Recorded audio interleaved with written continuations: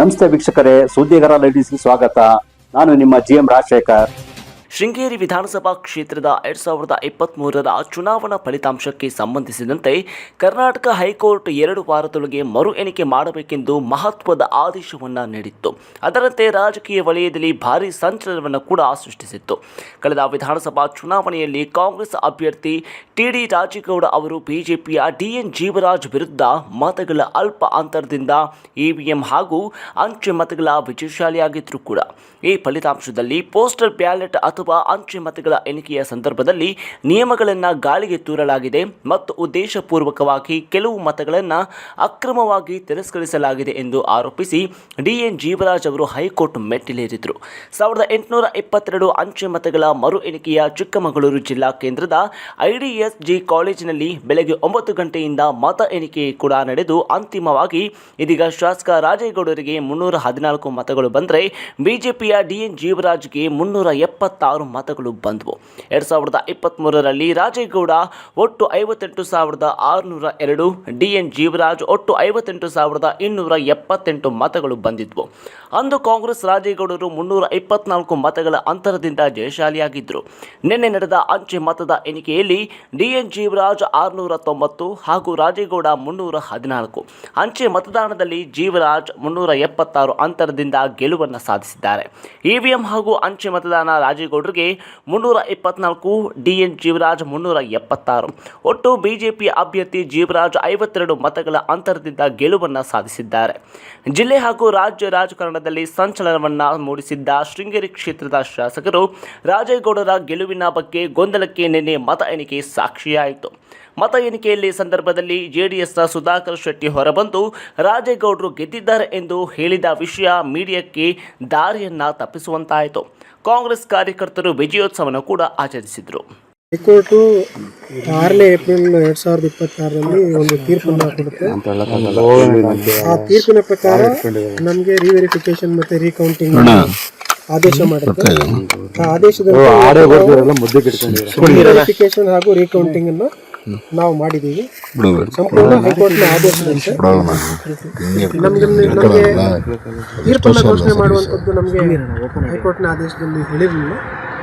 ಹಾಗಾಗಿ ನಾವು ಕೇವಲ ಪೋಸ್ಟಲ್ ಬ್ಯಾಲೆಟ್ ಅಲ್ಲಿ ಹೈಕೋರ್ಟ್ನ ಆದೇಶದಲ್ಲಿದ್ದಂಥದ್ದು EVM ಮತಗಳ ಬಗ್ಗೆ ಏನು ಹೇಳಿರಲಿಲ್ಲ, ಬರೀ ಅಂಚೆ ಮತಗಳ ಬಗ್ಗೆ ಮಾತ್ರ ಹೇಳಿದ್ದು.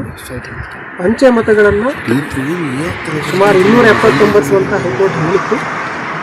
ಆ 279 ಅಂಚೆ ಮತಗಳನ್ನು ಮರುಪರಿಶೀಲನೆ ಮಾಡಿ ಬಾಕಿ ಉಳಿದಂತಹ ಅಂಚೆ ಮತಗಳನ್ನು ಮತಪತ್ರಗಳನ್ನು ಮರು ಎಣಿಕೆ ಮಾಡಿ ಅಂತ ಹೈಕೋರ್ಟ್ ಹೇಳಿತ್ತು. ಸೊ ಅದರಂತೆ ಇವತ್ತು ಸಂಪೂರ್ಣ ಪ್ರಕ್ರಿಯೆ ಇವತ್ತು ಮುಗಿಸಿದ್ವಿ. ಸೊ ಮುಗಿಸಿದ ನಂತರ ಹೈಕೋರ್ಟ್ನ ತೀರ್ಪಿನಲ್ಲಿ ನಮಗಿದ್ದಂಥದ್ದು ಇಬ್ಬರ ಬಗ್ಗೆ ಮಾತ್ರ. ಒಂದು ಅಭ್ಯರ್ಥಿ ಅಂದರೆ ಅಲ್ಲಿ ಪಿಟಿಷನರ್ ಅಂತ ಏನು ಕರಿತೀವಿ, ಮೇಲ್ಮನವಿದಾರರು ಜೀವರಾಜ್ ಅವರು, ಹಾಗೂ 1ನೇ ಎದುರುದಾರರು TD ರಾಜೇಗೌಡ. ಇವರಿಬ್ಬರ ವೋಟ್ನಲ್ಲಿ ಏನಾದರೂ ವ್ಯತ್ಯಾಸ ಇದ್ದರೆ ಅದನ್ನು ಚುನಾವಣಾ ಆಯೋಗಕ್ಕೆ ಸಲ್ಲಿಸುವಂಥದ್ದು ಇಷ್ಟೇ ನಮಗಿದ್ದಿದ್ದು.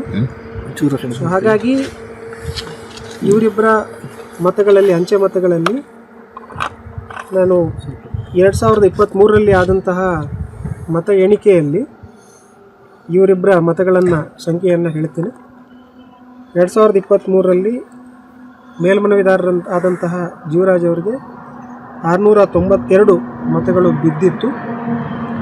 ಆವಾಗ ಅದೇ ರೀತಿ 1ನೇ ಎದುರುದಾರರಾದಂತಹ, ನಾನು ಮಾತಾಡ್ತಾ ಇರುವಂಥದ್ದು ಸಂಪೂರ್ಣ ಎಲೆಕ್ಷನ್ ಪಿಟಿಷನ್ ಹೈಕೋರ್ಟಲ್ಲಿ.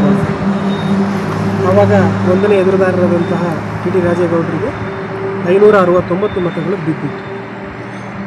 ಈಗ ಹೈಕೋರ್ಟ್ನ ತೀರ್ಪಿನ ಪ್ರಕಾರ ನಾವು ಮರುಪರಿಶೀಲನೆ ಮತ್ತು ಮರು ಎಣಿಕೆ ಮಾಡಿದ್ದೇವೆ. ಅದರಂತೆ ರಿವೆರಿಫಿಕೇಷನ್ ರೀಕೌಂಟಿಂಗ್ ನಂತರ ಮೇಲ್ಮನೆದಾರರಿಗೆ 690 ಮಾನ್ಯ ಮತಗಳು ಚಲಾವಣೆ ಆಗಿದೆ. ಅದೇ ರೀತಿ 1ನೇ ಎದುರುದಾರರಿಗೆ ಅಂದರೆ TD ರಾಜೇಗೌಡರಿಗೆ 314 ಮತಗಳು ಚಲಾವಣೆ ಆಗಿದೆ. ಈಗ ಹೈಕೋರ್ಟ್ನ ತೀರ್ಪಿನಲ್ಲಿ ಅವರ ಮತಗಳಲ್ಲಿ ಆಗಿರ್ತಕ್ಕಂಥ ವ್ಯತ್ಯಾಸದ ಬಗ್ಗೆ ಹೇಳಿದ್ದಾರೆ.